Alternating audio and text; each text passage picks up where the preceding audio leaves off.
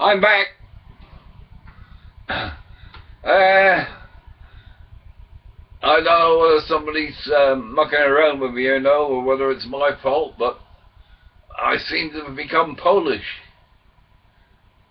And I'll probably get a phone call tomorrow from something saying they're from Windows, my computer from Windows, Microsoft Windows, to put right the faults on your computer.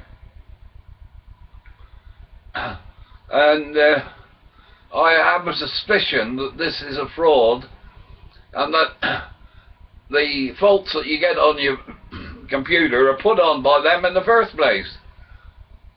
So I'm going to dial 101 and see. No, is it one? No, 111 or 101? One of those anyway, and ask the police about it. Anyway, I've just got my camera out. It's a digital Samsung digital DVD camera, little tiny one, but it's autofocus, and the bloody autofocus keeps changing. But it does have an advantage that the webcam doesn't have. I can move it around and show you the sort of conditions I work under. Now, I've dealt with these. This is the latest thing before chips, cameras, digital cameras recorded onto a DVD, which is a 3.5-inch DVD as opposed to the 7-inch, I think it is, the standard DVDs. And but I first started on audio-visual, well, on visual anyway, in 1953, working in the cinema. I was a boy projectionist, and one of my jobs was the lights. You know, when you used to, I don't know if I still do it today, you go in the cinema and all the curtain would be down and the colours would change on the curtain and fade in and fade out. Well, that's the sort of thing I was doing, only I was extremely experimental, and I was doing things that getting colours that other people didn't know about, because I was colour mixing even then in 1953. And that was when I first came interested in 3D TV. Sorry, 3D. It was films. Now, I don't know if you know how 3D came about in the first place. The reason 3D came about was television. Television in 1953 showed the coronation, and that was the first time that the UK as a whole actually knew about television. People down here in Cornwall, I'm sorry, I wasn't in Cornwall, where was I in 1953, I was in Tiverton. That's Tiverton in Devon. And I worked in the flea pit called the Electric Theatre. There were 2 cinemas in the town. And the advent of television started closing cinemas down, and they came out with this idea of 3D, which could not be shown on television, you see, because the initial ones were done in cyan and red. And the way that worked was that you had a glass that was red and a glass that was blue, a lens red, lens blue, and it works vice versa. The red cancels out the cyan and the cyan cancels out the red. But it only worked in black and white, you see. And then they came, sorry, it was not cyan, it was green. They then came out with a feature film called The House of Wax, starring Vincent Price. and it was about a waxworks museum where the waxworks came to life, rather like the there's been a series of films about museum where the things came to life recently, isn't there? Probably where they got the idea from anyway. But this was an extremely good film in 3D. The only problem was that when you use two colour glasses, you had, in those days you had to use two colour glasses. That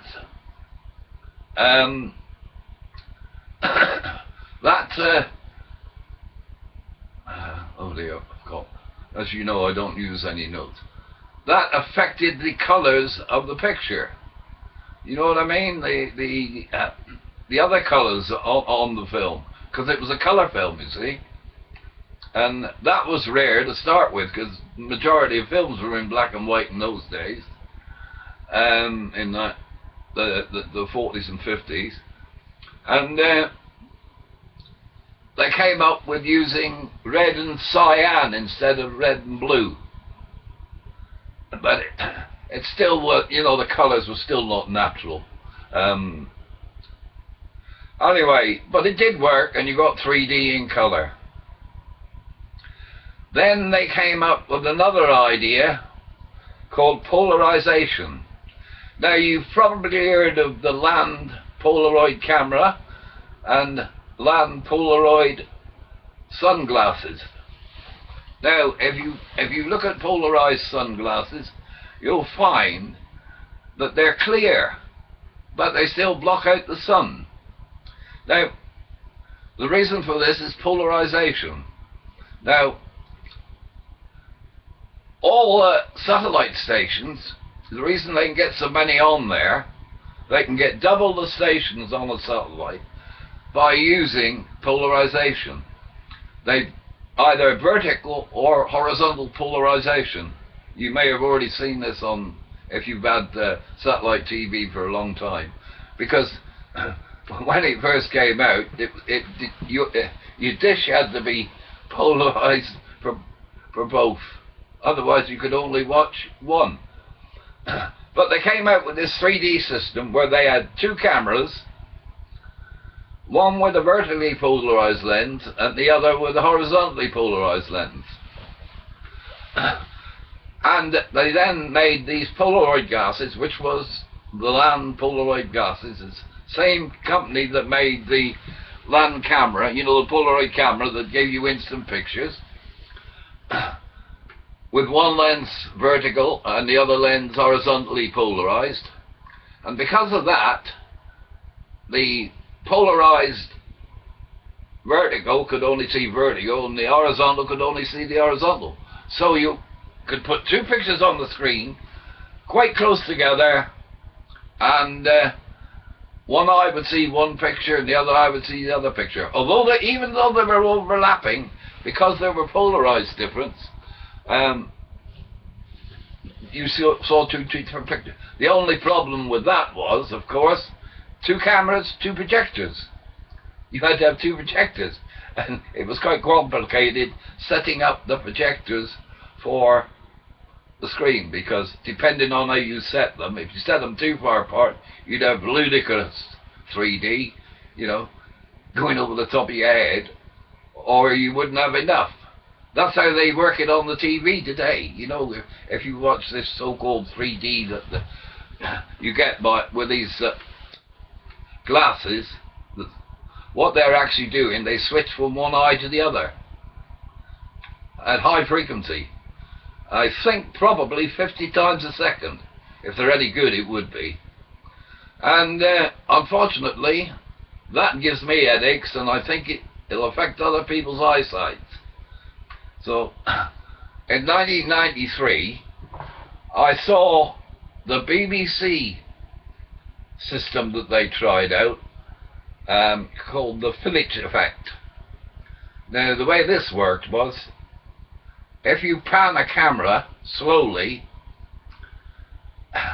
and use a dark lens on one eye, the dark lens delays the light to the eye just a fraction of a second, a millisecond, and that eye sees a slightly different position of the camera to the other eye, so you get the effect of 3D. But if you can watch this video if you've never seen it. I've put it up. It's a BBC video, Doctor Who, and it's quite amusing because it was made in 1993, and one of the years they were switching was every 20 years. So they had 20 years into the past and 20 years in the future, and they wound up with EastEnders in 2013. Slightly different to what it really was. But you had all the different doctors in from the original. The only one that wasn't in it was William Hartnell, because he'd already died. But they still use pictures of him, a photograph of him in it, just to get all the doctors in, because every doctor up till 1993. I'm talking about Patrick Troughton,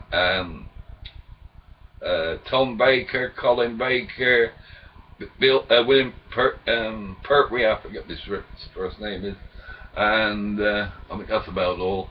But they're all in this film at EastEnders, having gone 20 years into the future.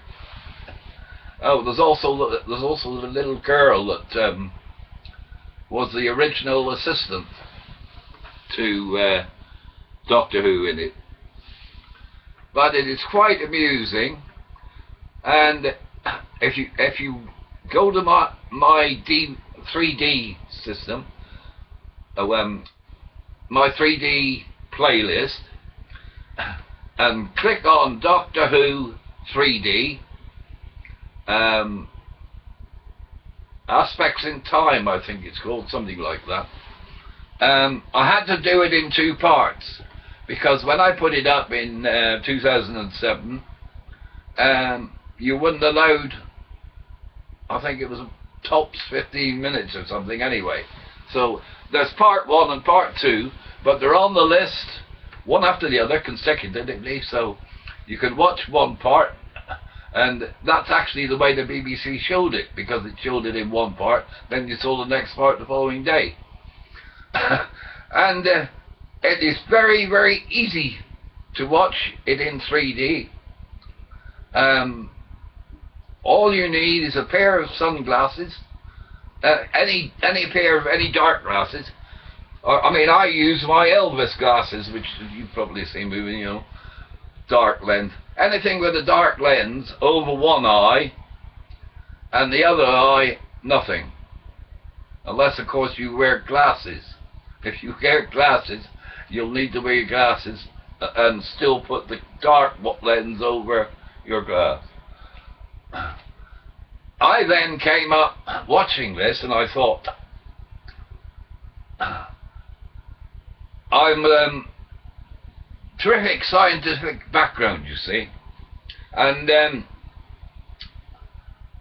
I went back to basics, and if you have a problem, and I mean science, I do cooking and all sorts of that, and I use science in guitar playing. Science is the basis of everything, and if you go back to the basics, you can figure out certain things that may seem terribly complicated.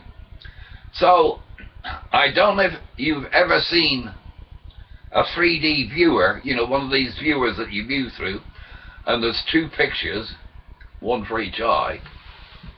Well, I actually made a viewer that took an ordinary snapshot, right? Just an ordinary snapshot, you know, like a ordinary photograph, you know, the little tiny photo snaps that you used to take. Black and white, didn't matter whether it was black and white or colour. And I fitted this, the one end of it, and the other end, like a pair of binoculars, I made 2 holes for the eyes. You know, it's like a box that you hold up the eyes and view, and you look up to a light, and the light shines through the back of the picture. And when you look at the 2 pictures that they use for 3D, the difference between each of these pictures is extremely, you can hardly tell the difference. Very different. It's not, you know, they spot the difference, pictures that you, games that you play and you mark them. It's much harder than that. No. And I thought to myself, well, if it's so close to if one eye is seeing a picture that's almost the same as the other, I then went back to my science as the way, because I don't know if you know it, but if you do electronics, audio visual, you virtually do the same as a doctor does for the eyesight and the hearing, because the 3D sound comes into it as well. But from my knowledge of that, you see, I knew that when the brain doesn't get a clear picture from this is actual science that's, well, I won't say it's fact, because there are no such thing as facts. They're only theories until they're proven to be wrong or right. But take it from me, it is a fact that the brain, I don't know if you know how your eyesight works, but everybody's eyesight all through life is getting worse and worse and worse and worse. And your brain compensates. As you get older, it goes slightly out of focus, and the reason is the focal muscles in the eye, as you get older, get stiff, just like your muscles get stiff in your arms and legs, and they don't move so easy. Now you can actually make your eyesight last longer simply by exercising your eyes. And all you do is look at that, and then look at something in the distance, then focus it. Change your focus to close-up, and then the distance, focus, distance. Each time you do that, your eyes are acting like the camera lens when you focus forward and back. And as you get older, those muscles get weaker, and I've discovered that by doing that, hold your finger out almost up to your nose, focus on it the best you can, and then look at something in the distance. I'm looking at the computer and then back at my eye. And each time you do that, it's just like doing that to your arm, to exercise your arm muscles. And I hope you're still watching. And because of that, as you get older, they're able to move far enough to focus at different distances from very far. Really, you need to look at your finger and look at the horizon miles away for the best results, because that's the sort of focus you need. Now, when people wear glasses, some people become short-sighted, some people become long-sighted. I'm long-sighted, but that's because I did so much transistor work on the small print, even though I had a magnifying glass and not to work on it, meant that I was working close up all the time, and my eyesight was strained at close up stuff, but distance I'm great. And that explains that. Now, because of that, what happens is, as your focus, eye focus, gets worse and doesn't focus the image, your brain compensates for this. And you'll be amazed how much it can compensate. Some people in their 50s, 60s, and me in my 70s, I barely need glasses. Sometimes I can even manage without them, better without glasses than I can with. For instance, this is glasses, by the way. This is glasses that Lloyd's outside clinic said I need to drive. When I tried driving in them, I nearly had an accident because I couldn't see properly. So I took them off. I had to phone the police, helpline, and ask them what the situation was. And said, technically, he said, if you're driving without your glasses, you're breaking the law. I said, well, In that case, I won't drive at all. But I had my eyes tested because I've got diabetes type 2. It's very mild. It's nothing serious or anything. It's just that I have to watch out on the sugar, and I never eat any refined products. I made my Christmas puddings this year using black treacle, which is molasses, which is the real beer. That's what sugar starts off as. A black molasses. And I mix unrefined sugar with I'm going to advertise Splendor because it works well with me, and I'm going to run down Canderel because it gives me the runs. It may not apply to everybody, but that's the case it is with me. I actually had an emergency fall. You probably noticed this on me at some time. Not everybody realizes this. This is an emergency button if I have a fall, and within 15 minutes there'll be either somebody, or if they can't contact anybody, paramedics will call. And I have to pay for that. Well, I don't pay for it. I have a nephew that pays for it, because he's a very nice person like me, and he's an IT expert, does spreadsheets and things like that, and he works for H Concern. He could get a job elsewhere as double or even triple, and because of that, H Concern put me on here. I don't know whether he pays anything at all or nothing, but they made a special case of it, and they let him fit the machine instead of, I could have fitted it myself, but it's only a case of screwing a thing to the wall with a speaker on it, and if I press this, the speaker will come on and ask me if I'm alright, what's happened, and I'll tell him, oh sorry, I did it accidentally, or because sometimes when you turn over in bed you can set them off, because they're supposed to be around your neck all the time. They say you can even use them in the shower, but I don't know. I'd rather not risk it, so I hang it on something right next to the shower, so even if I fall in the shower I can get to it. And I have had 3 falls. I had a very bad one in November, and I had another one about 3 or 4 weeks ago, and another one about a fortnight ago, all caused by in-ear balance, inner ear balance, caused by bloody doctors syringing me ears. 75 years without ear trouble. Even as a child I never had to have my ears done. All I did was use the medicated shampoo, and that was a cheap one, not a branded one. I think it was a diluted version of what's it called it. Anyway, I washed my hair in that for years. Every time I wash my hair in this shampoo, medicated shampoo, I wash my ears at the same time. And this infection was caused by having the ear syringed. So I said to my doctor, I said, oh, well, isn't somebody at fault here?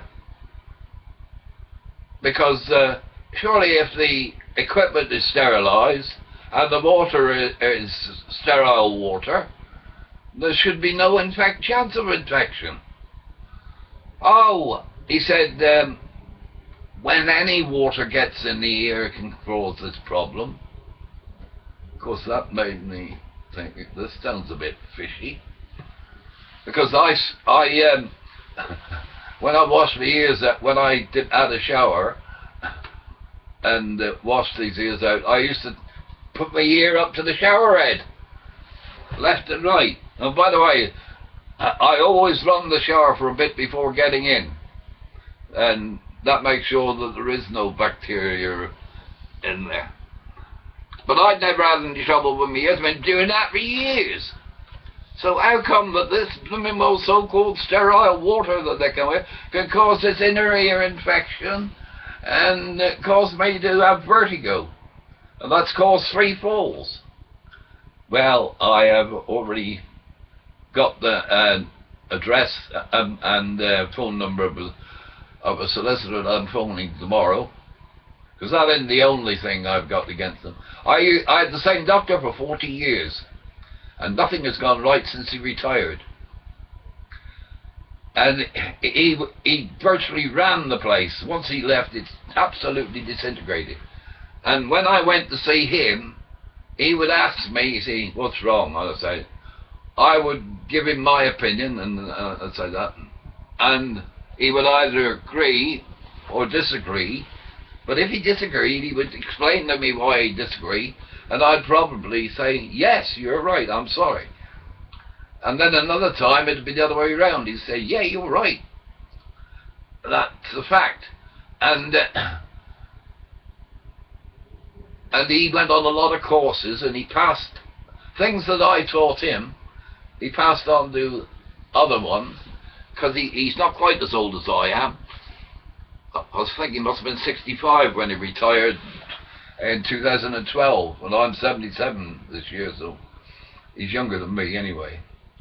But I never saw any other doctor in that 40 years, and I've had 3 doctors since, and I hardly ever go to the doctors, because I avoid them like a plague. But this doctor came out after I had the second fall, which was in the toilet, and I had diarrhea, and that was caused by begins with a tin, you know, a C, you know, what you put beans in, and then ends in hell, and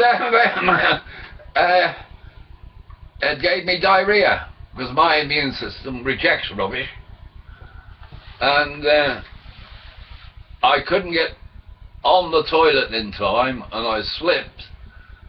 Funny enough, I slipped on this lino that I asked the chap why was it not smooth like the rest of my lino, and he said, oh, health and safety, we're not allowed to put a smooth lino in the bathroom because the danger of fall. Well, these idiots, there's another idiot that doesn't know the rules of science and that. Why do you think these cars use slick tires to go faster? Because a slick tire has more contact with the surface. So I've tried it on this. Rub my slippers over the ordinary lino. I don't know whether it's lino these days. It's some sort of plastic, I expect. In the kitchen, I did in the bathroom, I nearly fell down again. And it's logical because of all these pits and pimples, there's only 50% of the surface in contact with your foot. That's another one I'm going to have a go at. I might even sue them. By the way, I won't take any money. The sort of person I hate is the sort of person who started off life like me, as having nothing, become a millionaire, and then vote Tory. There was somebody like some of these footballers, like these Dragon Den people, you know. I've stopped watching it because the greed is immense. They want 300%. Your markup's not good enough. Do you know what my markup was in my shop on things like ever-ready batteries? 25%.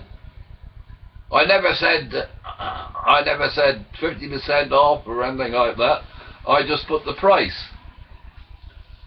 And it turned out that my price was less than Tesco, half price.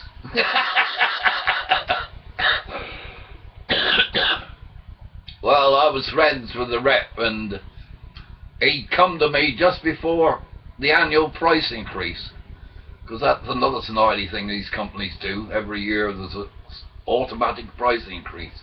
Why, I don't know. There should never be. I'm going on a bit here, aren't I? I bet nobody's watching now, but you're going to miss some of the best stuff. Another thing, where were we? Well, we done the TV. I didn't finish the 3D, did I? But you will find that if you use these glasses, now this is a very low thickness one. It's 100 diopters, I think they call them. That is to say, the thickness of the lens. And then I've got another one. They go up to ridiculous. This one is something like 350. Now, if you look, I'm looking at the picture now. Believe it or not, it's in 3D, but it's all blurred. It's still in 3D, yo. Now, you will need to, as I say, you get these for peanuts in a charity shop. You may even find your grand's old glasses and things like that. But this pair I put on now are the lowest there is. And you should not go above it unless you're not seeing 3D. And if you do something like that, right, you'll see it in 3D. If you don't think you're seeing 3D, close one eye and watch it go flat. You need to close, by the way, close the eye that's out of focus. Person with normal vision, the lens would defocus your eye. Person that wears the glasses of that, their normal glasses, uses the lens like that. That'll be the good one, and that'll be out of focus, which is the way it works for me now. This is in focus, right? Close that eye, it's in focus, not 3D. Open that eye, it's in 3D. Close that eye, and it's 2D, but out of focus. You don't want to out of focus it too much. And the other thing is, the television 3D that they're selling today at ridiculous prices, and it really annoys me, because I'm sure they must have saw my video that I put up in 2008, I think it was, about how this worked. And there's a few people, I'm sure, have tried it and found it worked. In fact, I had a couple of comments that said it worked and that. I dare say that all these big companies are absolutely terrified. You just stop to think, what would happen to Samsung and all these big multinational TV and Sony, etc. And if they got all this development of these TVs, because now they're coming out now, they've developed the TV that you don't need glasses for. I can tell you how it works. You have a corrugated screen that's corrugated with a laser. You know that if you look at a DVD, you can see like very, very, very tiny grooves. Well, they use a screen like that, and magnified, it would look like that. Magnified 1,000 times, right? And what they do is they put one eye on there and the other eye on that side of it, and then when you look at the TV, one eye sees one side and the other side sees the other side. But it's so tiny, you know, because it's just like the lasers on a DVD,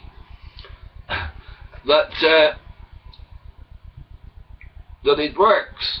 Now the interesting thing was, I was watching this, and this program describing it, how it worked, and the funny thing was that I was seeing this TV in 3D,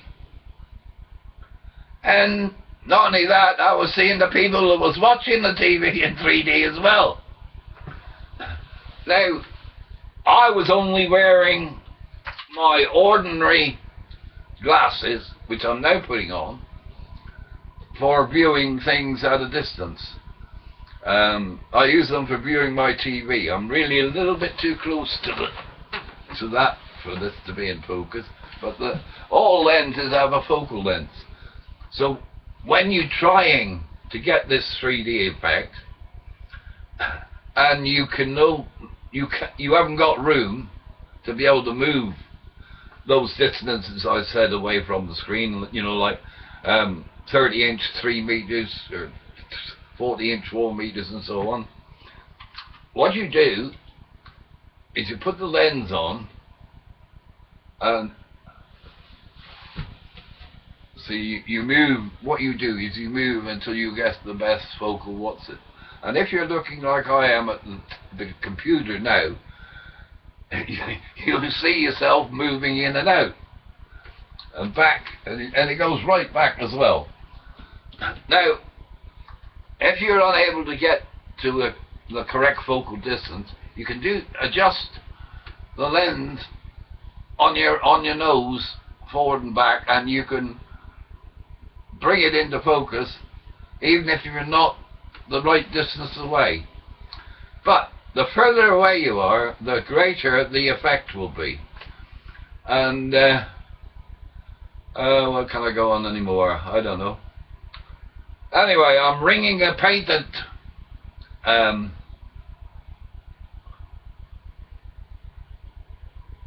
solicitor tomorrow to see what it's going to cost me to patent it.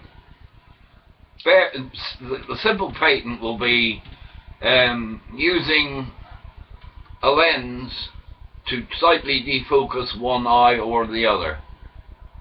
Now,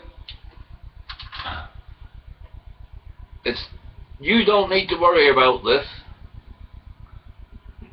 This is not for the benefit of the general public. This is I'm giving this to the world if it works. Right? Anybody can use it. Anybody can go to a charity shop and buy these glasses. That's why these companies don't want you to find out about it. But if you've watched 3D TV, if you've got a 3D TV and you've used these glasses, and especially if you've got headaches through watching them, and you can only watch them for a short period of time, this is your answer. Because you can use your 3D TV, and you can, if you've got another TV that's not 3D, you can use it on that, and that'll be in 3D. And I'm now coming to the really wonderful part. This is very difficult to explain. I told you that I'm now wearing my ordinary glasses and I still see in 3D. Now to you wonderful people with perfect eyesight, especially if you're young, with perfect eyesight, you're extremely lucky, because if you use these kind of glasses, as I say, 20p, maybe 10p in a charity shop, you can also make the viewer I was talking about, where you slip the photograph in front and put one lens, cut two old aisles in it, but only a lens in one. You can use it for that. But the big thing is, by the way, this works in the cinema as well. Now, I've never been able to try it in the cinema because of my disability. I can't get around. I can't ride a wheelchair. I can drive a car and I can hobble around a bit up with a crutch. But at the moment, the reason I'm able to do so much at the moment is because I'm on prednisolone. It dampens the immune system, because arthritis is caused by the immune system attacking your own body. Oh, it's still recording. I thought it had stopped recording. And so when I'm using that, or if I have an accident I've had an accident and injured this shoulder, and when that happens, my immune system goes to work on that to repair that shoulder. In fact, it's almost already repaired. I couldn't do that yesterday. I couldn't raise my arm above. I had to cook my dinner, only being able to bend at the elbow, and it's my right hand. I had to lift everything up with my left hand. I had a few accidents. I broke a few things, but I still got my dinner. Well, my wonderful Sunday roast with chicken and all that today. Anyway, I do hope that you watch all this, and if you're bored with something I'm talking about, skip forward until you get to something you're not. The same thing applies to my playlists. I don't know if you realise it, but there's over 400 videos on one website, and I think I'm on top of the table for that. And I've not yet reached the 500,000 hits mark. Ludicrous, isn't it? But if you try this and you find it works, now I'm really looking for youngsters. So if you're not a youngster, get a youngster that you know to watch it. And if you go to my playlists, you will find one that says, 3D information for viewing 3D. I've done one how to watch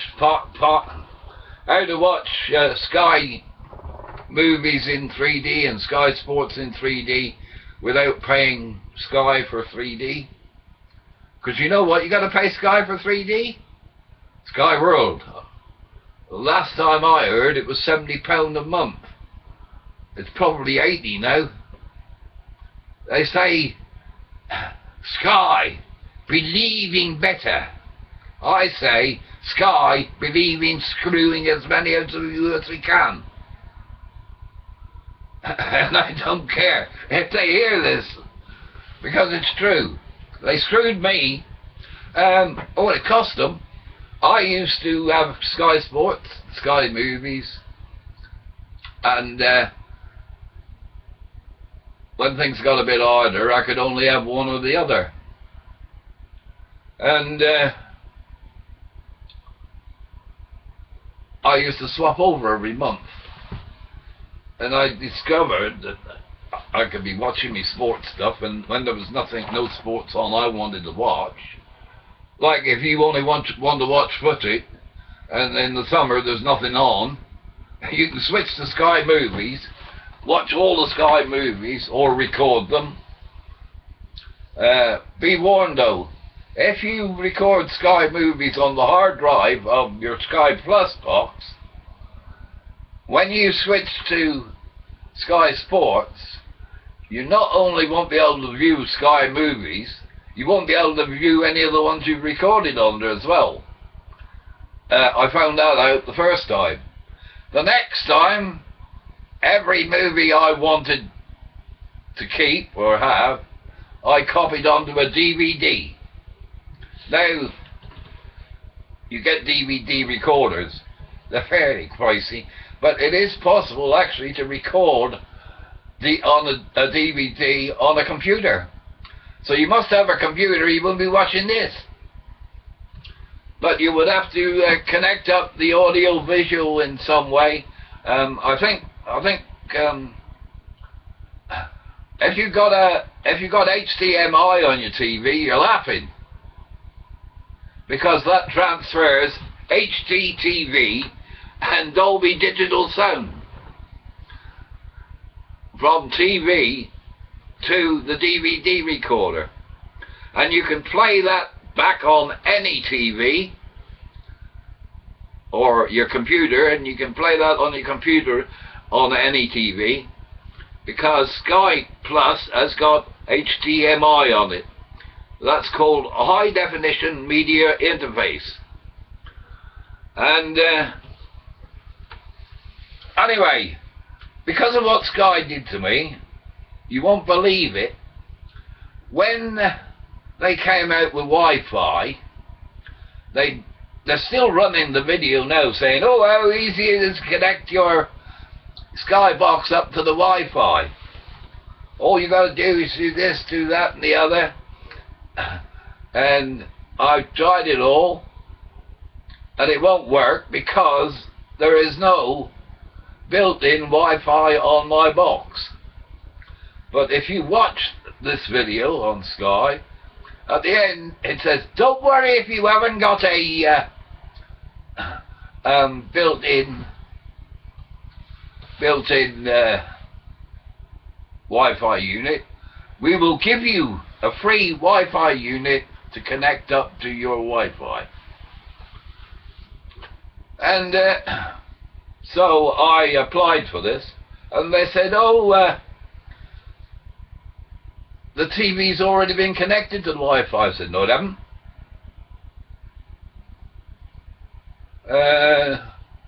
Oh, you've got a TV with built-in, you've got HD Plus, Sky Plus. I said, yes. With those stupid twin leads, you know, they got a twin white lead now, and they're very thin. And they cause interference on other digital channels. I phoned the BBC about it, because the BBC started breaking up one day when they did a upgrade on the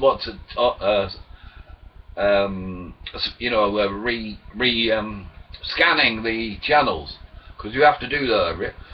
I saw a message here today where it said that CBS Action is going to be on channel 64 tomorrow. The only thing is, that was a recording I made 4 days ago, and it's still on 70. Anyway, because I rescanned just in case. But I love that channel, and I'll tell you for why. It's showing the original the original Star Trek films digitally remastered and converted to widescreen. Now, when they do that, they do something which puts everything in focus.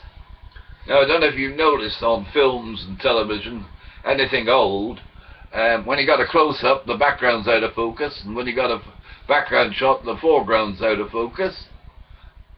Well, that is not terribly good with my 3D system. It still works, but it's much better if all the picture is in focus.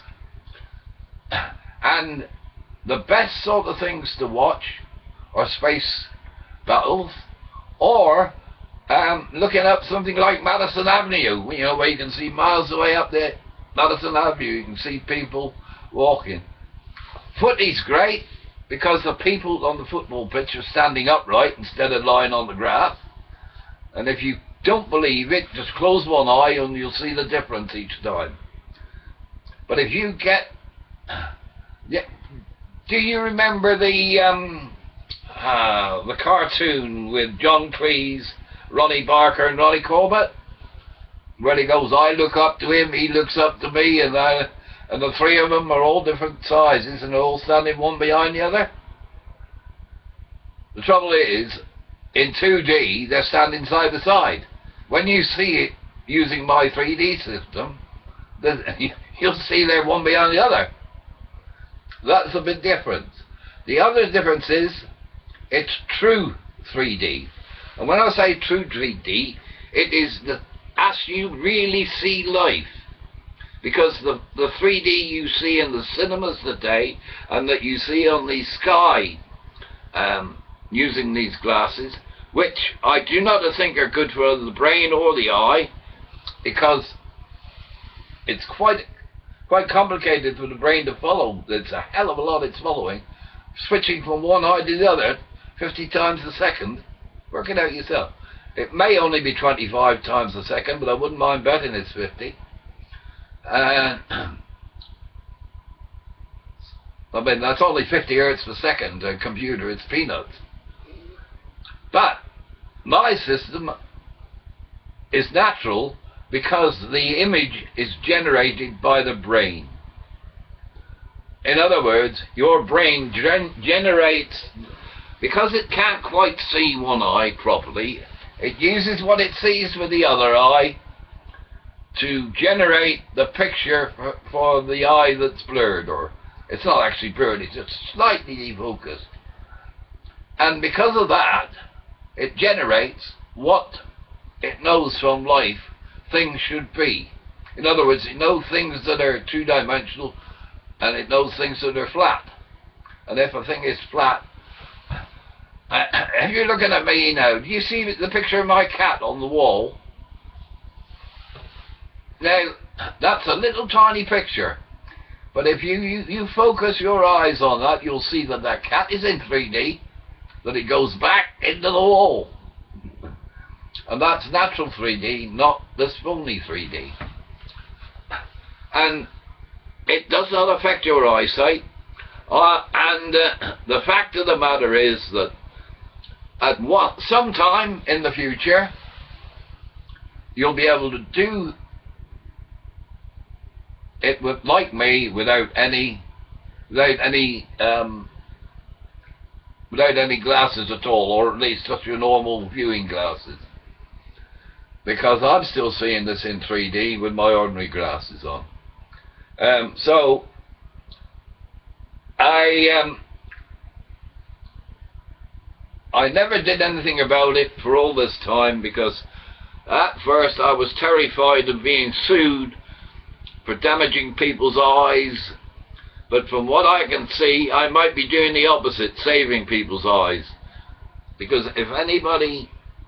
You poor little bat. This is my little cat here, look. Unfortunately, she's very old, and I had a terrible accident with her the other day. She's at 90 in cat years, and I thought I'd stepped on her tail because she cried out. Because at my age, I'm not that agile, and I think I must have stepped on one of her back legs. It was quite a while ago now, and of course I was awfully sorry, and I told her I was sorry, and I gave her a hug and a cuddle, and she forgave me. But I think it must have been her leg and not her tail, because now she appears to have arthritis in one leg. But I won't do anything about it, because she doesn't seem to make that much of a fuss about it. She's quite happy. She just lies in the window, looking out the window most of the time, or lying on my bed. She's really spoiled. But she's kept me for 15 plus years company, so I owe it to her. It's got to the stage now where she messes around it. But she's very, very intelligent now. Perhaps that's what she wants the door open. That's my toilet door, and when she pees, she goes in there to pee, because that's where I go. And I've left this place there, and she does it there, and it doesn't spread or anything, and it's just dead easy to take a mop and mop it up. Looks like she might be going in there now. Anyway, that's cats for you. They're quite clever. When we had that cold snap back along, do you know where she spent the night? The back of the freezer. You didn't know that? You might know that, but the back of a freezer and fridge is hot, because they use what they call a heat converter that transfers the heat from the inside outside. That's how a fridge and freezer works. I've got air conditioning, the same. I've had it, I must have had it 20 years. I installed it myself, so I'll show you how long ago it was. And it's got automatic closing flaps, so that when there's no air, they close. When you put the air conditioning on, they open. This is an outside vent. And if you put your hand out there in the summer, blasting hot air coming out, because all the heat that it's taking from the caravan or mobile home is blown outside. And now you can buy them. They cost, I think, about £169 each. I've got two, one in the bedroom, one in the living room here. Every year I switch them around and give them a bit of a clean up inside. I've only had to make one repair. One transformer failed, and that's because when they're on standby, the transformer is the one thing that's working all the time. That's why you have a small amount of electric used with these things. Is because they call it standing current on a transformer. Losses when you transform from the mains down to 12 volts, because all electronic stuff is usually 12, 25, 6, 5 volts, various voltages. That's what that black box thing that you see on the you know where your plug is, like this. That looks like a plug, but inside that plug is a transformer. Oh, by the way, I'm going to advertise this. This is those G-Tech, ARAM G-Tech vacuum cleaners. It's rather funny because years ago I said to somebody that you could get vacuum cleaners and you could get carpet sweepers. And I said, why hasn't somebody come up with the idea of a combination vacuum cleaner, carpet cleaner? And if you've ever seen the advert for the ARAM on TV, at the moment they've got a special offer, and you can get the two. You can get the $1.99 for the vacuum, and it doesn't have a great big bag or anything. It just looks like a carpet sweeper, and it packs it all into the. If you watch the ad, you know what I mean. They've now got one that you can do your car with and your curtains and things like that, but they want too much for it. They sent me an offer of £99 because I'd bought the other thing and I lost it. And they said, I'm sorry, we can't give it you unless you can give us the code. I always wondered what they meant when they said what's your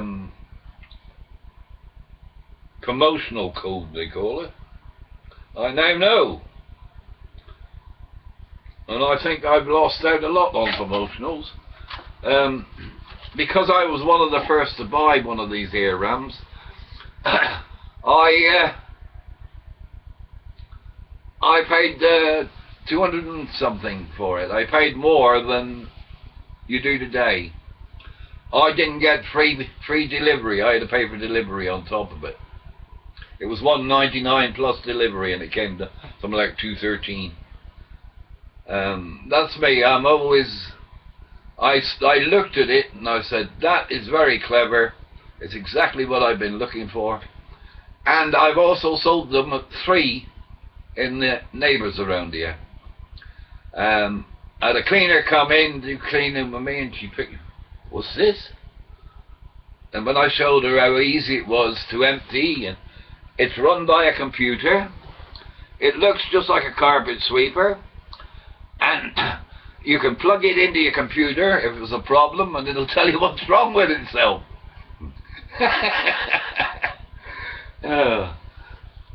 You use a URL cable on it, plug it into the computer, it charges itself, you plug it in, and it tells you when it's finished charging, and the light blinks and stops blinking when it's fully charged, and at that time it stops taking juice anyway, so I leave them on all night.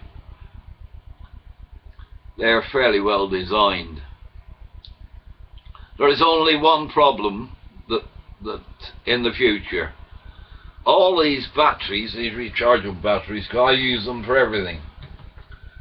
I've got one of those LED torches. They're wonderful. Brilliant light. And the batteries last longer in them than a single light bulb one. And you got 6 of these LED lights in there. And I've got rechargeable batteries in, and I've got a charger here. That's a clever little thing.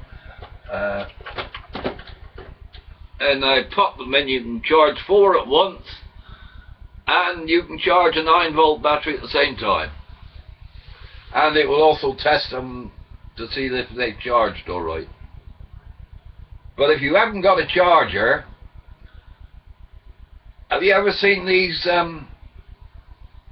lights at night that charge up during the day and light up the garden at night, either white or coloured light changing? I've got the ones, I got it set on colour changing all the time, because that's the way TV works. You know, you get all the colours on a TV revolving from blue to green to red, and the mixture of the colours as well. So you get oranges, yellows, and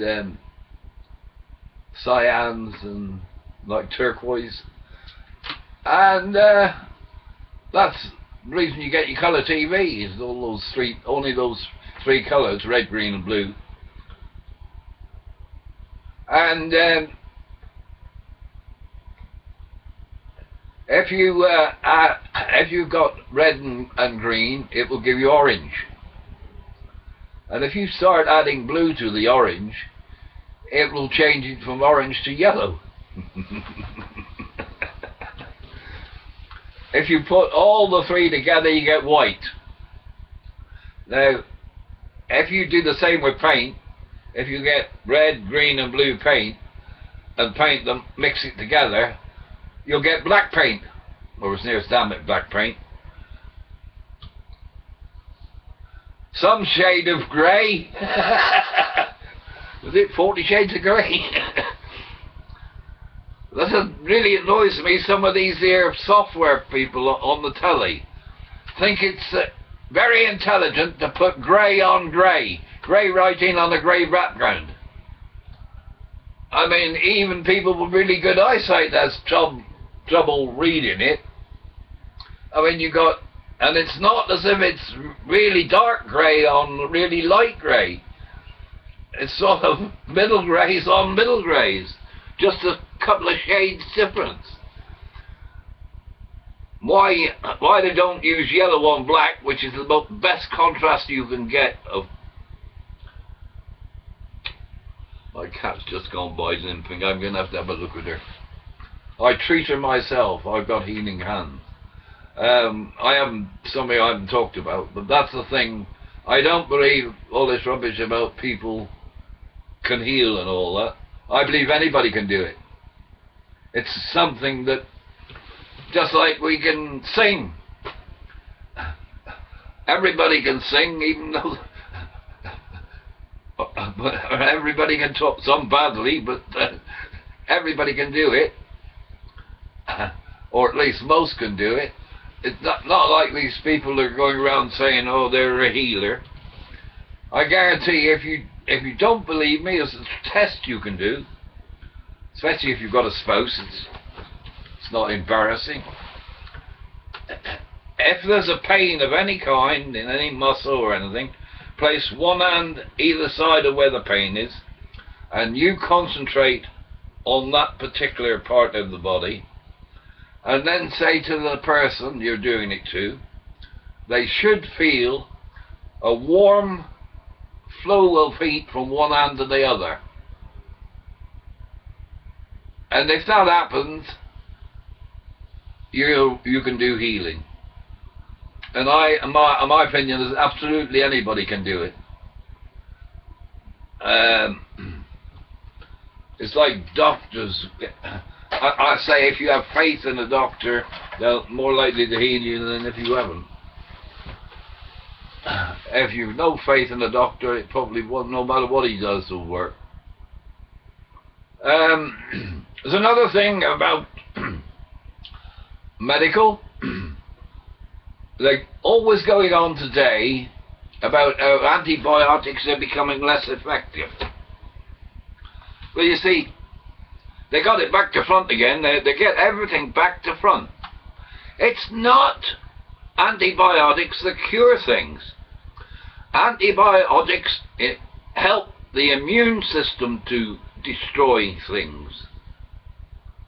Now, it doesn't matter what antibiotics you give to a person, if they've got no decent immune system, it won't cure it.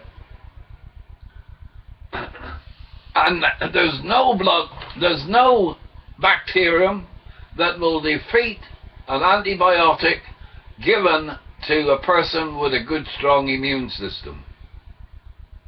And if you've seen any of my other videos, it explains to you why we've got poor immune systems today. It's all these bloody old chemical companies selling you these active bacterial this, that and the other. A home or house should not be a sterile blooming old place like an operating room on a hospital. Clean, yes, but not absolutely sterile, even with kids, because that's where they get their immune system from. And if you their kids grow up in a sterile environment, they'll have no immune system, and bang, along will come some bug, and the doctor will give them an antibiotic, it won't work, and they may wind up dying. Health and safety has gone crazy. And to explain about the 4, we were not designed like that. In fact, we'd all die if there was no bacteria. If you killed all bacteria, everybody would die. For one thing, you wouldn't be able to digest your food. I had a chat with my old doctor about this. I said to him, you know, he said, I'll give you, what's it about, you've got a ear infection, and he said, I'll give you this antibiotic. He said, I don't think it's become non-effective yet. See, they're talking about that it's the bacterium that's mutating and becoming different. It's not. It's the bloody immune system becoming weak.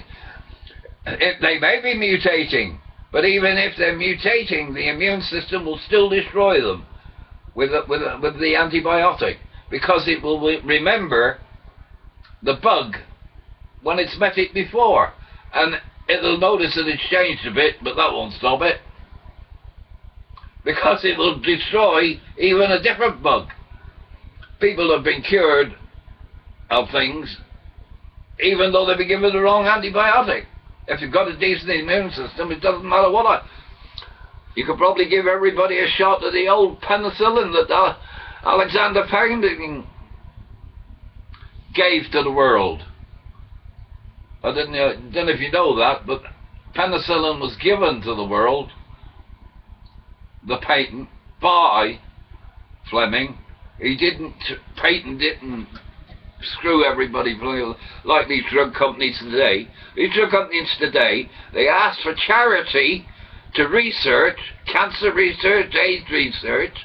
They use your money to research that bloody thing. Then they come up with a drug, charge it so much for it that the NHS can't afford it, and half the time they've used NHS research scientists to discover it. And what do they say? Oh, research and development is very, very expensive. It might be, but they haven't bloody paid for it. I think that these, well, a lot of universities do research into things like cancer and AIDS. But you see, I've had this argument with my doctor today, a couple of days ago. I said, how is it you go on talking about all these different cancers? I said, there's only one cancer. All cancer is a cell that should have died and hasn't died, that keeps growing. Oh no, it's all different. They going on about cancer of the colon, cancer of the pancreas, cancer of the testicles, and testicular cancer. I said to him then, I said, if that's the case, why is it a person can get cancer of the bowel, and then it spreads to the kidneys, and it spreads to the pancreas, and it spreads to the liver, and it spreads to the kidney, and then they say, oh, she's riddled, or he's riddled with cancer all the way through? Are you telling me that that's a different cancer in each one of them? Because it isn't. It's only the one. And the reason is immune system. Because of the way, since the war, all these companies, all these multinationals with all their washing powders that everything's got to be sterile, bloody well, like you work in an hospital. That's different when you work in an hospital, because you don't want to transmit diseases in a hospital. But in your own home, do you remember years ago when you had your jab, they wiped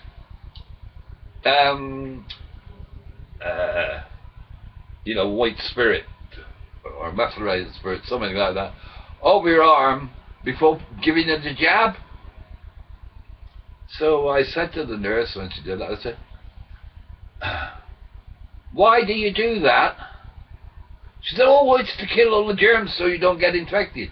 I said, they're my bloody germs, aren't they? Well, they've been there all along, how are they going to harm me? Oh, I don't know about that. Now, I go to have the flu jab and they don't give you, they don't do it anymore. I said, doctor, I said, why don't they use the methylated spirits or white spirits anymore when they give you a jab? Oh, well, it's not necessary because the germs won't affect you anyway.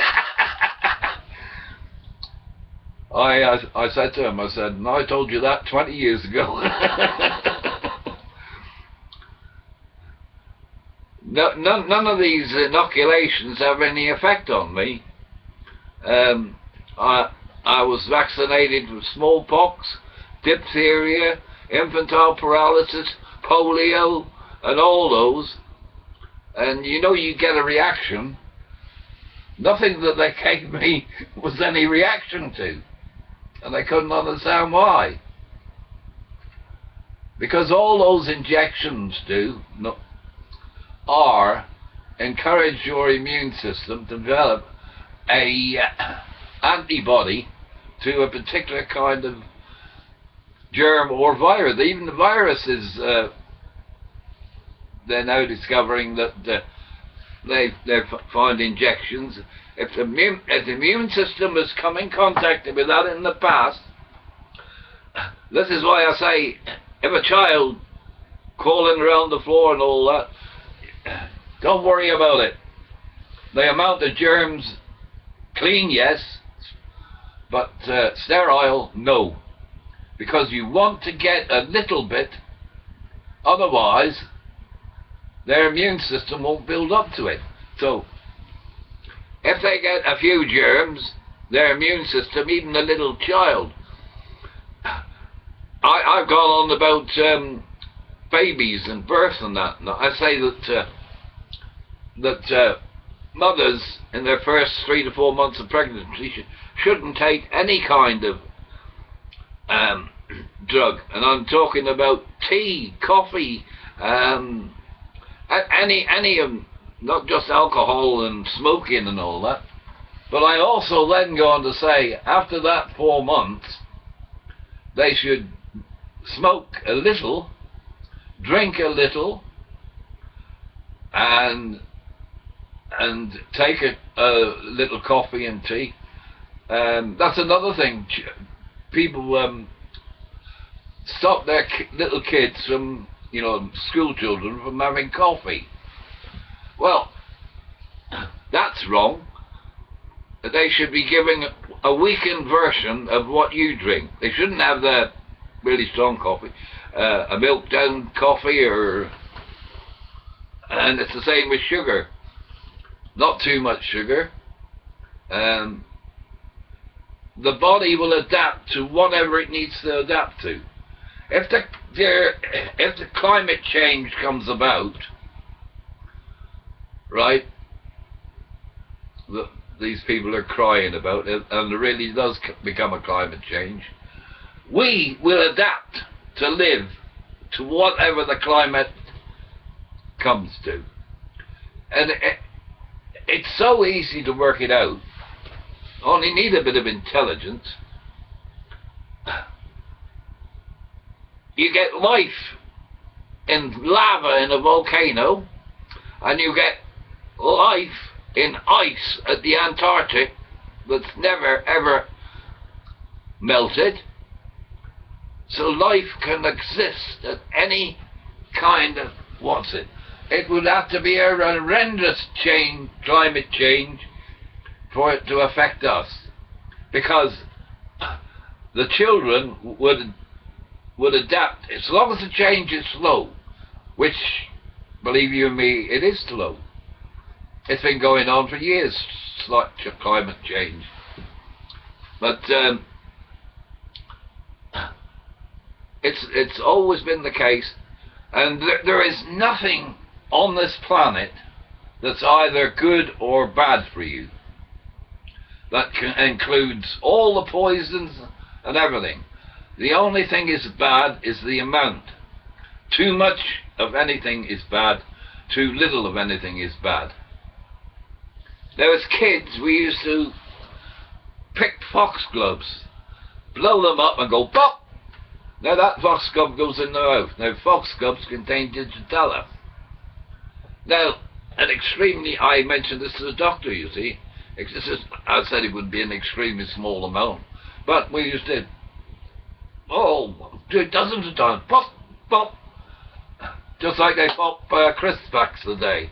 Like we did it when you pinch the end of the flower, blow into it, and then bang it on your hand and it would pop.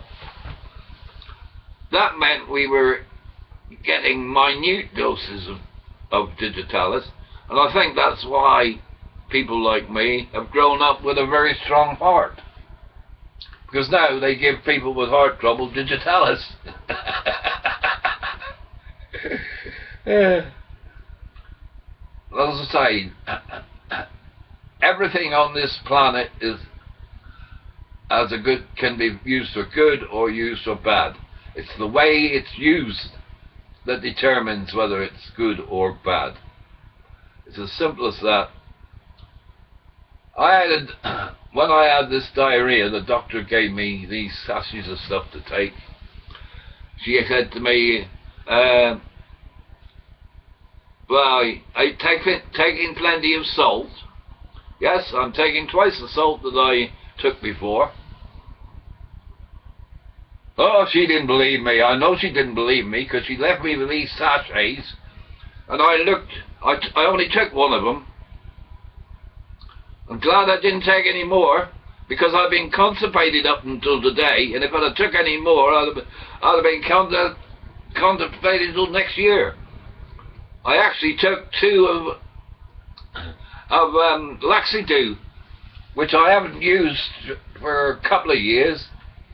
I looked at them, and they're not out of date until December this year.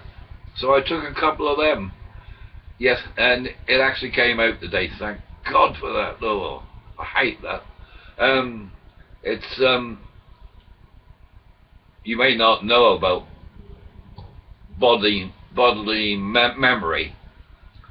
When I was a teenager in the Merchant Navy, I got constipated, and so large that I split my bowel. I was 3 or 4 weeks in, I'm not sure which, in hospital. I think it was Freedom Fields in those days. Not Derriford, I wouldn't touch that with a barge pole. I'd never go near that place again. I'll be in a box if I do. Anyway, I had to be starved, pumped out, so there was nothing in there. And they sewed it up, and they put a drain tube in, you know, to protect the stitching and all that. They were stitches that didn't have to come out, they dissolved. And after 10 days, they were starting to worry that I hadn't been to the toilet. And I'm wondering whether nowadays my body's remembering this experience, and it shuts down and refuses to let it come out in case it happens again. I did notice there was a small amount of blood. I used plenty of Vaseline to help it. I won't go any further because you'd be horrified at what I did to get it out. And I shall check.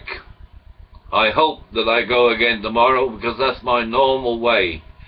every morning. When I get up, I take a painkiller, have a cup of tea, and smoke a cigarette. And then I am relaxed and I can go into the toilet and do it. Because pain causes stress, and stress causes high blood pressure. And I thought I'd do a little test. Now, I reckon that most of the problems that are around today with all this cuts and that, and the government not getting enough cash in, are caused by people stopping smoking. Because, and I don't think that they're saving any lives. Now that may seem daft to you. You see this rubbish on packets of cigarettes. Smoking kills you.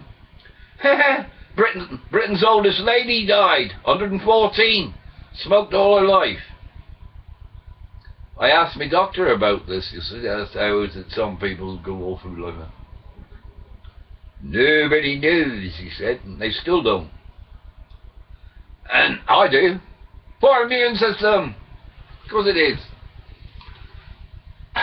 And that's what cancer is. Poor immune system. If you've got a good immune system, all cancer cells are destroyed before they become cancerous. And the other day I thought, I'll try this out. I was in a lot of pain, which meant I was in a lot of stress, and I checked my blood pressure. Now, I don't know if you know anything about blood pressures, but I took my blood pressure and then lit a cigarette up. And I hadn't smoked before I was a merchant seaman, you see, on tankers, which meant you might go 2-3 hours without having a cigarette. And I took my blood pressure, 168 over 123. That was the blood pressure at the time. I lit a cigarette up and I took another reading after every few puffs or so. At the end of 10 minutes and the end of the cigarette, I only kept the two, the in-between ones. Each one it went down and down. The last reading was 168 over 88. Now, perfect, absolute perfect, ideal blood pressure is 140 over 80. And I've had readings by the doctor in the 90s over, and it still said it was passable. So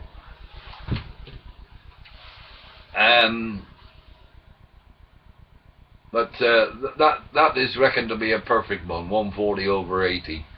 So the I think it's the dystolic is 8I, and the systolic is 20 odd I. But that's nothing considering the sort of pain I was still under.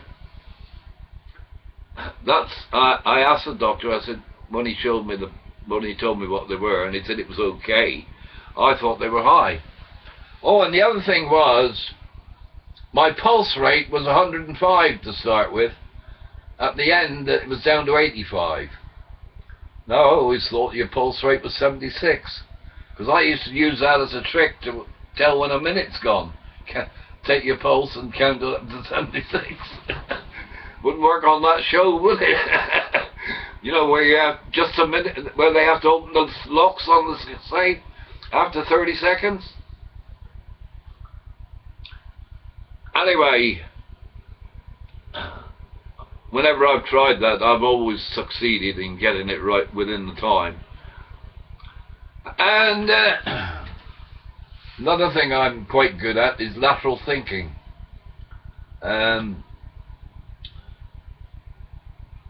Doctor told me that I stopped taking all sugars, you see, and he said to me, he said, your body is converting everything into sugar. No, So I thought to myself, well, is that fairly obvious that my body needs more sugar than most people? Perhaps because I'm overactive and etc. etc. And you're taking away its sugar, so now it's getting it from somewhere else. I mean, first of all, it was a case of it's what they call you know, like starch foods, hydrocarbons, no, carbohydrates, things like potatoes, bread, you know, and things like that are carbohydrates like sugar. If you see on these recipes, they say carbohydrates such and such a percent of which is sugar. And these companies use umpteen different names: sucrose, fructose, they're all fancy names for sugar. And I queried one of my medications because it contained glucose. Now, I'm going to have a chat about this, because if what I think is right, because I always thought that insulin, the body used insulin to convert sugar into glucose to give you energy, and that is why I refused to take one of the medications called metformin, and I now take a medication called glycoside, because one replaces insulin, in other words puts insulin into you, and they were even talking about having to use injections. And then I saw the pharmacist, and he said, I want you to try, he actually wanted me to have both metformin and glycoside, or glycoside. And I read up the leaflet on this glycoside, and it said glycoside is a medication that assists the body to produce insulin. And I thought, oh, I'm 70 odd years old, I'm 77 this year, I thought, that is fair enough, I'll take that. And I take it, it gives me no adverse side effects at all, no different. And I stopped taking the other one, and the test still came out all right. No, you're okay, your sugar's okay. I got the buggers. So after 3 months I said, is it still alright? Oh yes. I said, good. Then I said, thank God for that. I said, I haven't been taking metformin for 3 months. And then what he said, oh, it can last longer than that in the body, and yeah. Anyway, I then had to go another 3 months, and then another test, and it was still okay.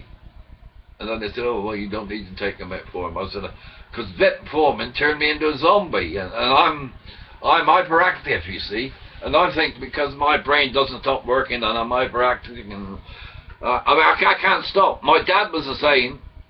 He retired from his job on the farm, 65, because he had to. He had no house because it was a tied cottage, so he couldn't buy a house, so I bought the house. We shared the cost of it. Very expensive, cost 1,500. And that shows you how long it was ago, doesn't it? Well, it was late 1960s, 1970s. I can work out. He was born in 2004, so he'd be 65 in 1969. That's how good my maths is, you see. Oh, that's another thing I was going to tell you about. You know that David Cameron got caught out on his maths, his 12 or 13 times 11 or something idiot. Well, I'm now going to tell you a little trick. I don't know if I've told, I might have told it before, I don't know. But think of two numbers, 10 and 5. Now, to multiply by 10, you simply stick a naught on the end or move the decimal point one place. And the same with 100, you move it 2 places or 2 noughts on the end, right? Now 5 is 50% of 10 and 50 is 50% of 100, right? So if you're multiplying 13 by 11, that is 10 times 13, 130, right? 1 times 11, 11. 130 plus 11 is how many? 141. And David Cameron couldn't work that out, could he? Now, it gets a little bit more complicated with the 5, but if you're multiplying by 15, you can take any number you like, it doesn't really matter. The principle's the same. If you multiply by 15, you stick a naught on the end. So if you want to take 13 again, 13 is 130. Half of 130 is 65. 65 of 130 is 195. I mean, that's mental arithmetic. I used to annoy the teachers at school because sometimes she'd write a problem on the board. 2 times x, well, not x, but 14 times 3 times 7 times 9 equals, and I would shout out the answer when she said the word equals. And it really infuriated her because she wanted the whole class to work it out. I once did an exam paper just writing down the answers. They said, you can't do that. Why not? They're all right, aren't they? This is where I was whizzed when, because you also do mental arithmetic at school, but that is child's play, they're so-called mental arithmetic. But say you, anyway, that's the way you do that. Now, say you want to be a 9 instead of 11. You want to buy something by 9. Or it can be 29, it doesn't really matter, or 19. You then go up. So, say 19 times, we'll stick with 13 again, right? Right, 19 times 13 is twice 10 times 13, it's 260, right? What did I say? I've forgotten. Well, 19 times, what were we doing? 29 times 13, wasn't it? 29 times, no, 19 times 13. 20 times 13 is twice.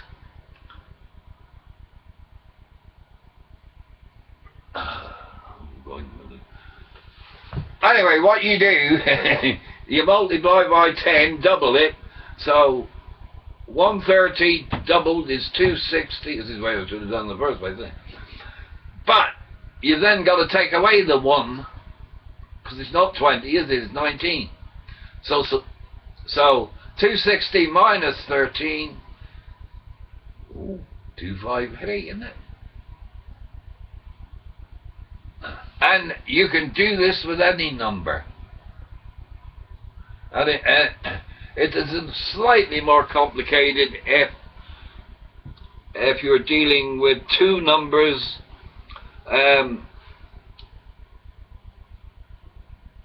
like oh, I don't know really, 17 and 19, or I don't know, 17 and 14 or something like that, whereby the trouble is with 14 you're 2 away from 50, 1 away from 15, so that's 1 away from 150%. So whatever the number is, you add a naught, add on half, and take away 1. it sounds very complicated, but once you start doing it, I mean, just to for fun, to show how clever you are, just do the easy ones. 9 and 11 or 12. It doesn't really matter what the other number is. I mean, it can be 56 or 57 or 59 multiplied by 11. It still works out the same. 59, stick a naught on the end, is 590. It's a little more complicated, so you're going to take away 59, but you don't. You take away 69 and add on one. Take away 60 and add on 1.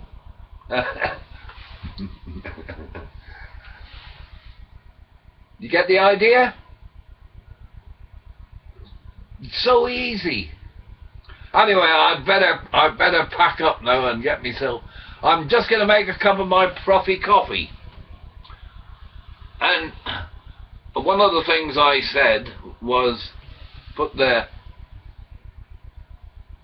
is the science again. It's pretty obvious to some people, but not others. I say, put a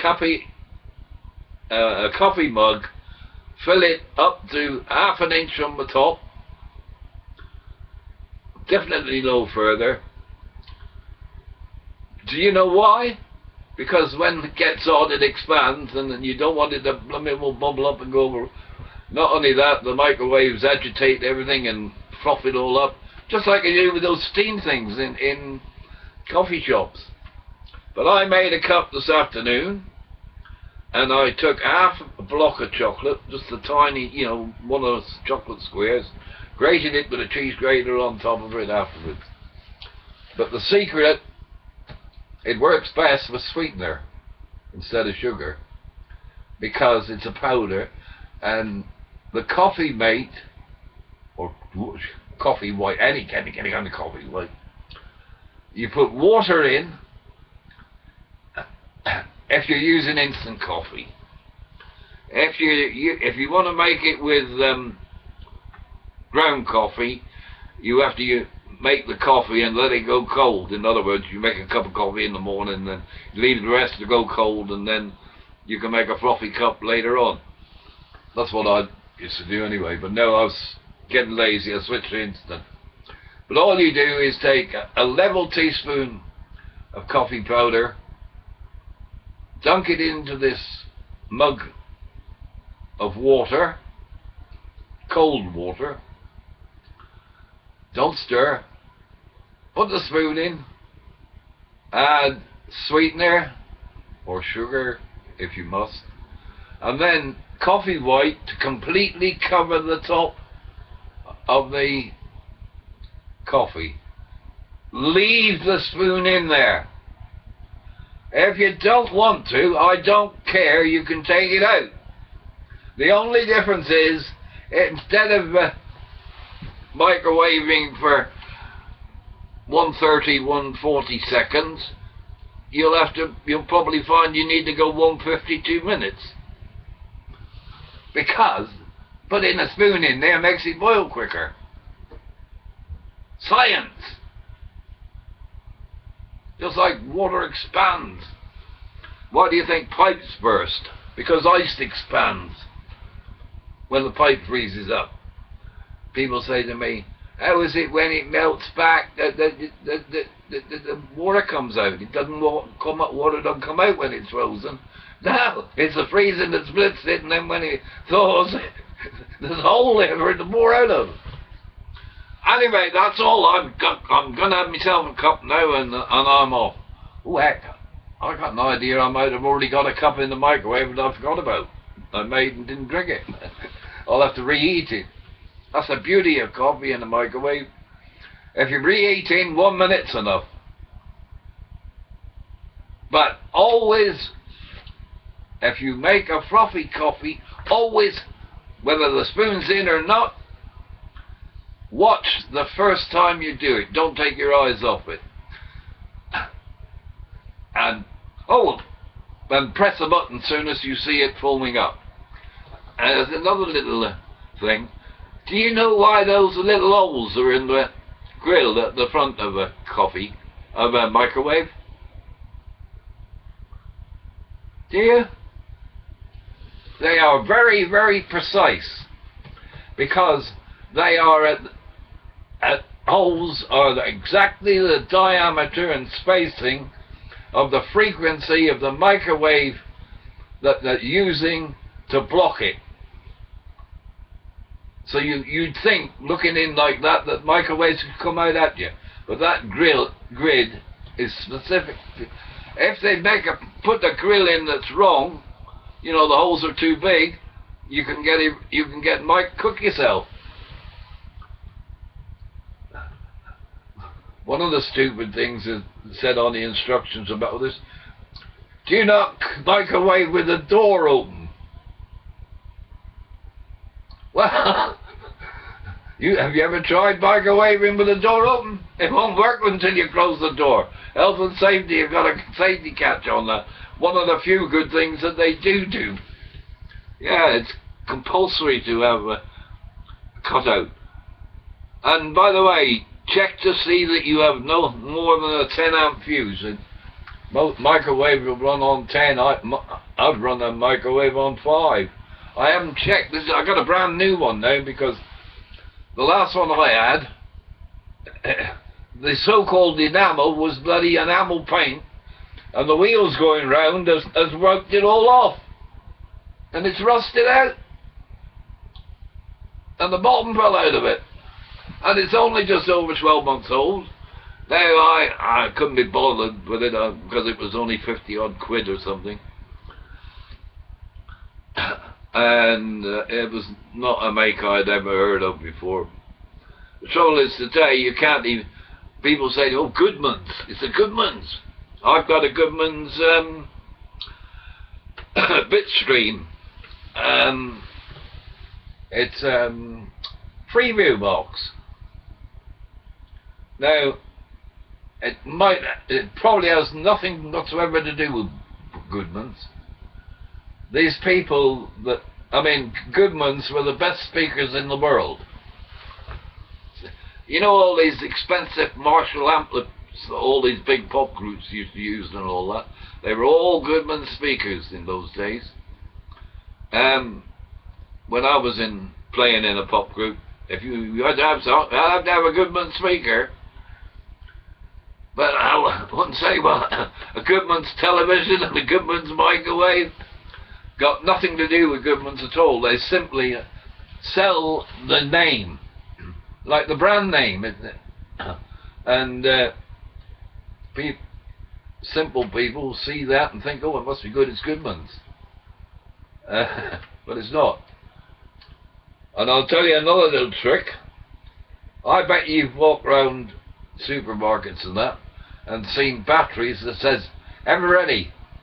Oh, you think they're ever ready? That must be good. Take another look at that battery next time you see one, and you will see it is not ever ready. It's Eve ready. EVE. There's no second R. But when you look at it, you think, oh, that's ever ready, don't you? That comes close to being a copyright fraud or a branding fraud. I don't know whether you still can get real ever ready, but I stopped nothing else, as I say, and they were cheaper than Tesco's. I thought 25% was a nice, sensible markup. I did the same. I might have been breaking the law in those days, because some of these things you weren't allowed to. You had to sell them at the retail price. But the other trick I used to do was I was friends with the rep, and he would come round to me a couple of days before the price increase, and I would get a year's supply of stock. Of course, people say, oh, batteries, they won't last long. Rubbish! They'll last 2 to 3 years on the shelf. And I was only doing them for a year. I bet you some of the supermarket stuff, they buy so much of it to get the price reduced. And they still couldn't beat my price. Because that's the way supermarkets work. They force the people prices down to the farmers and the people that produce the goods. That's the trouble with the world today. The big wages go to the people that do the least work. The people that actually produce the goods get the lowest wages. Somebody like Cameron can say, oh, these people that got all these jobs and all that, and they don't have to pay any tax. We've taken them out of tax. Rubbish. Everybody should be earning enough to pay tax. If you don't pay tax because you don't earn enough, I mean, part-time, fair enough. But if you're working full-time, you should be able to, you should be earning enough to pay tax. It's not right. I mean, it makes you feel bad that you're not making enough to be able to pay tax, doesn't it? You like to think you're contributing. Well, I know I'm contributing. You know, I buy a packet of fags now. I actually buy a carton of cigarettes, right? It used to be a 200 carton. How many do you think's in a carton of cigarettes today? Well, the ones I smoke are Pall Mall. And there's 180. That is to say, one whole packet of cigarettes has disappeared. 20 cigarettes. And the price has gone up to near enough £7. And I'm sure after this budget they'll be approaching £8, and probably another cigarette disappear. And the cost of tobacco to the plantations overseas that grow it, they're almost bloody slaves still, the wages that they get. And not only that, it goes even worse than that. The packaging, you know, how tight they pack the tobacco. If you don't smoke, you won't know this. But if you take a Super King cigarette and tap, tap, tap, tap, tap, it will lose at least a quarter of an inch. And it'll be smaller than a king size. And if you do the same with a king size, it'll lose a quarter inch as well. It is strange, but one day it'll go quarter inch, another day it'll only be an eighth of an inch, another day it'll be even more, because they set the factory up at the start, and they can set it running what they like. But they are causing I'm sure they're causing fires, because the number of times I've been smoking, I'm more likely to die in a fire than from cancer, that's what's certain. The head, the red burning bit, drops off. And very often it drops down there. That was caused by a bloody cigarette. I couldn't find out where it was till it had burnt so much. You're getting less tobacco in the cigarettes. They're actually making more money now than they were before the crusade against smoking started. And shall I tell you what? I can't do a survey, but I'm willing to bet that more people are dying from overweight than are dying from smoking. Especially that poor old dear, that poor lady that smoked all her life. Oh, she shouldn't have done it. I mean, she would have lived to be 190 if she hadn't. 114, wouldn't it? If you worked out according to their Watson, you lose 10 minutes off your life for every cigarette. I'm already past the 100 mark. Rubbish. Nothing on this earth is either good or bad. And I think that when a woman's pregnant, she should start smoking after the 4th month. I don't mean she should start smoking 20 a day. I mean she should have the odd cigarette. And kids at school should have the odd cigarette beyond the shed like we used to do. because your immune system builds itself up to this. And as I explained just now, no matter what happens to the environment, we'll adapt to it. If you read Darwin, if you know anything about Darwin, that's exactly the way we were designed. Whether you believe we were designed by accident or designed by an almighty being. That's another thing I don't have. Oh, I've already told you that. I don't care which it is. I can assure you that so long as you get things in small doses, I mean, the only thing that's the danger is addiction. Oh, you get terrible addiction to nicotine. They're all addictive. Food, alcohol, God, everything is addictive. Too much of anything is bad for you. Too little of anything is bad for you. It's getting the right amount.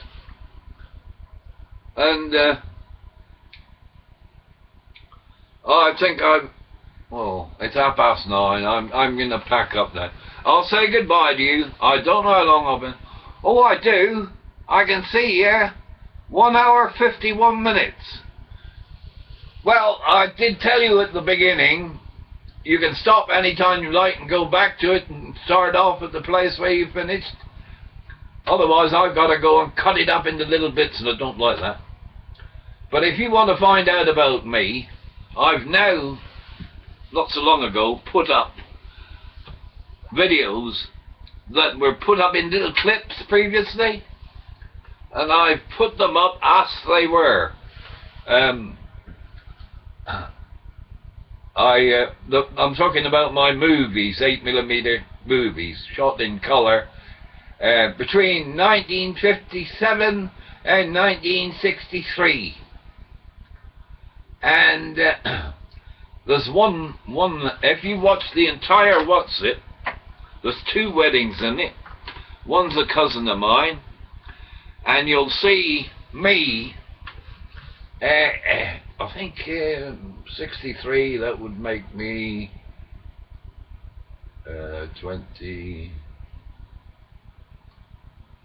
26. And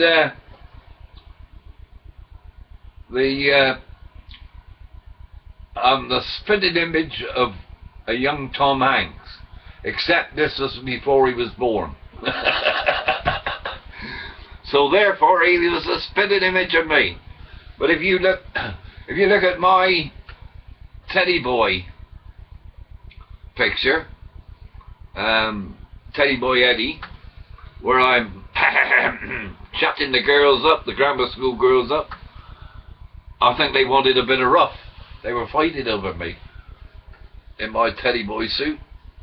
And I'm still going on here, aren't I? And but watch that film all the way through, and you'll learn a hell of a lot about me.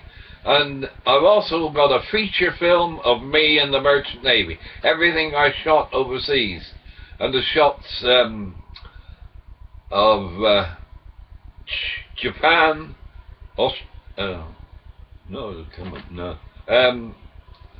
I couldn't afford all the film. It cost me a week's pay for one film, 10 minutes.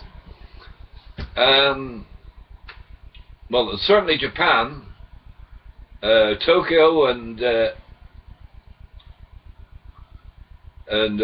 Osaka.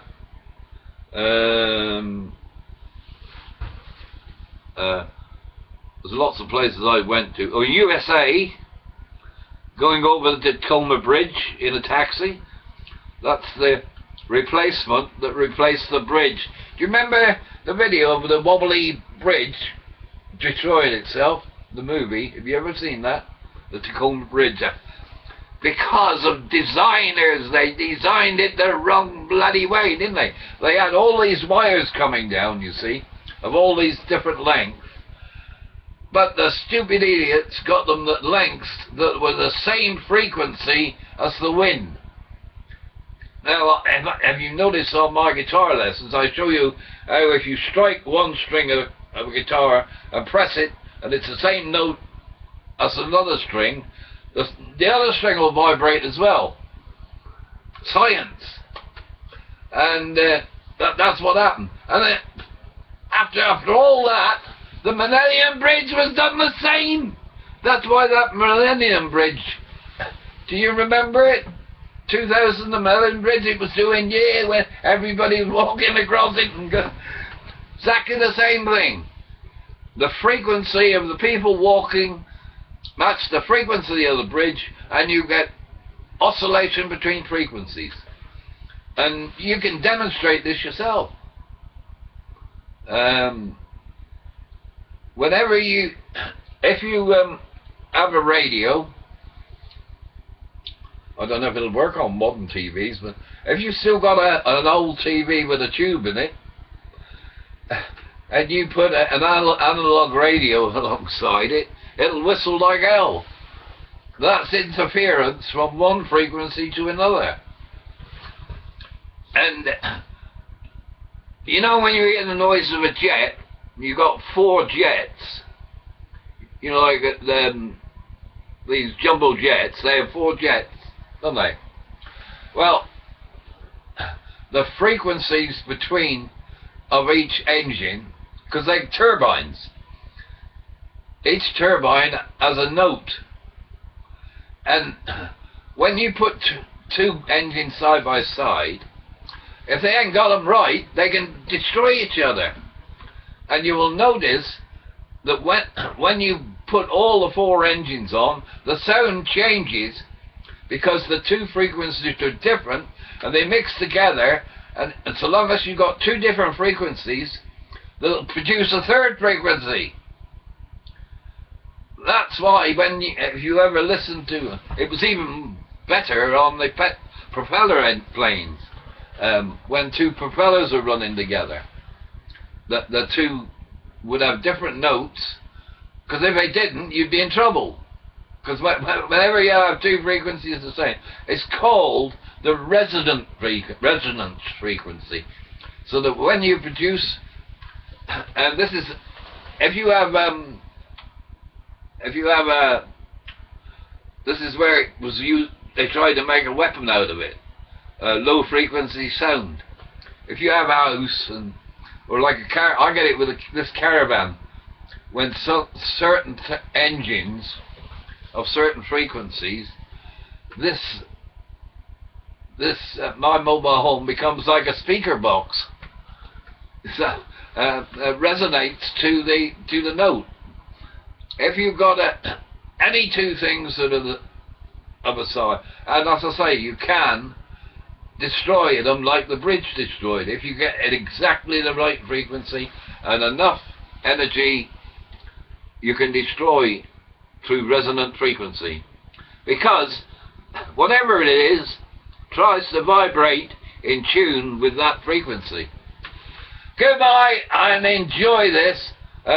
Must be over 2 hours now. Oh no, oh, still got a couple of minutes, but I'm going to pack in now anyway. But I hope you all enjoyed this, and I hope that you will watch some of my stuff, and not only watch it, try it, and tell other people. Although I must admit, lately, things have been popping up a bit. I've been jumping about 400 hits a day now. But, if only one person... By the way, the reason for this 3D what's it is I hate multinationals. Especially when they don't pay their taxes. That's even worse. So, do me that favor. That 3D will destroy these companies, and I know what they're going to try and do. That's why I wanted to get this patent. They're gonna get me to try and stop you from using it. That's why I'm getting the patent, you see. And they'll probably offer me $1 billion, but they don't know me, you see. I can give a shit about money. I'm quite happy doing this. I'd be bored to tears if I had nothing to do. Have you noticed how long I've been here and I haven't been smoking? Well, I'll go and sit down, have a cup of coffee and have a smoke now. What's wrong with that? It's only when you're addicted to a thing that it becomes bad. And sex can be addictive and can kill as well. Too much of anything, if you're addicted to it, is bad. And, oh, there's one other thing I wanted to mention that really annoys me. Have you noticed all these bloody gaming companies and bingo companies deposit £10 and we'll give you £100 to play with? That is no different to a drug dealer giving a woman 3 or 4 injections of heroin to get her hooked. Because that's exactly what they're trying to do. I'm quite happy if you play a game. That is to say, I used to take my mum to bingo. She loved her bingo, but it was only 10p, and the entire bloody evening I put more in the fruit machine, and she played at bingo, and she would win occasionally. But it doesn't really. You must forget about the winning, and you must never gamble what you haven't got. Now, I used to gamble fruit machines because they were computers. There's a couple of fruit machines that I actually destroyed by beating them at their own game. One of the things they used to go high, low, you know, 1 to 10, and then it would come up 9, and you go low, and then 10 would come up. Smart ass would go high, and 10 come up. Of course, that means the next go you're guaranteed to go down low.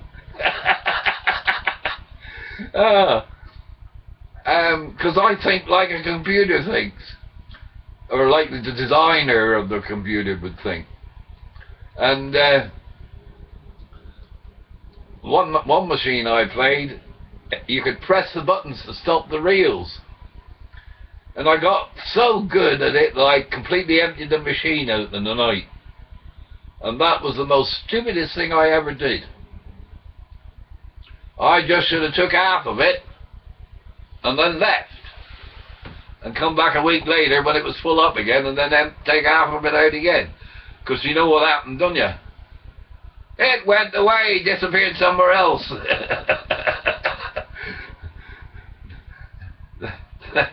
These companies. And another thing is, all these TV programs saying, join our competition. We are giving away 20,000, 60,000, 10,000. We are giving. They're not giving away anything. It's your money they're giving to somebody else. And not only that, they're taking 100,000 and giving away 50. What do you think this £1.50 on the phone call is? It's gambling. Do you know why they do it? Because they don't have to pay tax on it. If it's a competition, it's not taxable. But if I had the opportunity to talk to Ed Miliband, I would tell him the first thing to do is to put a tax on all gambling winners. Even the lottery winners that win 6 or 7 million. Somebody won 64 million on the European lottery. Great, because that's taking bloody money off Europe. And this country are going to be so thankful to Gordon Brown that he didn't take us into the Euro. They're going to want him back before long. Anyway, that's it. I must say goodbye, and I'm going to have a coffee and some chocolate, because I'm allowed the luxury of chocolate occasionally, even though I'm diabetic. It's only type 2. I actually think it's just a con to get money out of me. But anyway, I'm about to switch off. Stop recording. Oh God. Original.